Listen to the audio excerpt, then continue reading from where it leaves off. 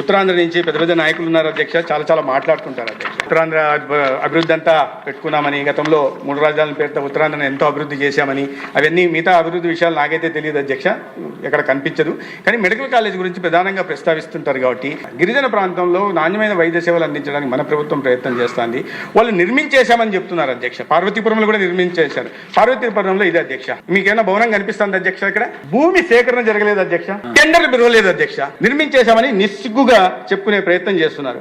ఇది అధ్యక్ష. ఇవాళ ఈ కాలేజీలు పీపీపీ మోడ్లోకి వెళ్లాల్సిన పరిస్థితులు ఎందుకు వచ్చాయంటే అధ్యక్ష, ఇప్పటిదాకా 250 కోట్లు మాత్రమే ఖర్చు పెడితే మనం వచ్చి 4 సంవత్సరాల్లో 1550 కోట్లు మాత్రమే గత ప్రభుత్వం ఖర్చు పెట్టింది.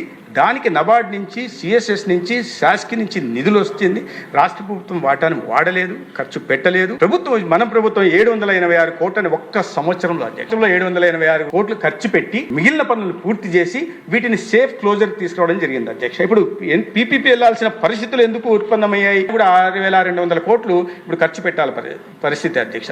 ఇవాళ ప్రభుత్వం దగ్గర ఆ పరిస్థితులు లేవు అధ్యక్ష. మీరేమో సంవత్సరానికి 387 కోట్లు మాత్రమే ఖర్చు పెట్టి ఈ ప్రభుత్వాన్ని మాత్రం ప్రశ్నిస్తున్నారు. ఎందుకు 6200 కోట్లే కదా ఖర్చు పెట్టేసి ఎందుకు మొదలు పెట్టొచ్చు కదా అని చెప్పి. అయ్యా, మీ హయాంలో సంవత్సరానికి 387 కోట్లే ఖర్చు పెట్టారని ప్రశ్నిస్తుంటే దానికి సమాధానం చెప్పకుండా ఎక్కడి నుంచి చంద్రబాబు నాయుడు గారు ఇప్పుడు దాన్ని ఈ పరిస్థితుల్లో మీరు చేసిన ఆర్థికం కారణంగా అప్పుల ఊబిలోకి రాష్ట్రం కూరుకుపోయిన నేపథ్యంలో అన్ని వేల కోట్లు తీసుకొచ్చి చేయడం అనేది సాధ్యం కాదు అధ్యక్ష. ఒక్కొక్క దానికి ఇప్పుడు 4410 నుంచి 450 కోట్ల దాకా ఖర్చు అయ్యే అవకాశం ఉంది. కాబట్టి దాన్ని దృష్టిలో పెట్టుకొని ఈ 10 కాలేజీలను పీపీపీ మోడ్లో తీసుకెళ్లే ప్రయత్నం చేస్తున్నాం అధ్యక్ష.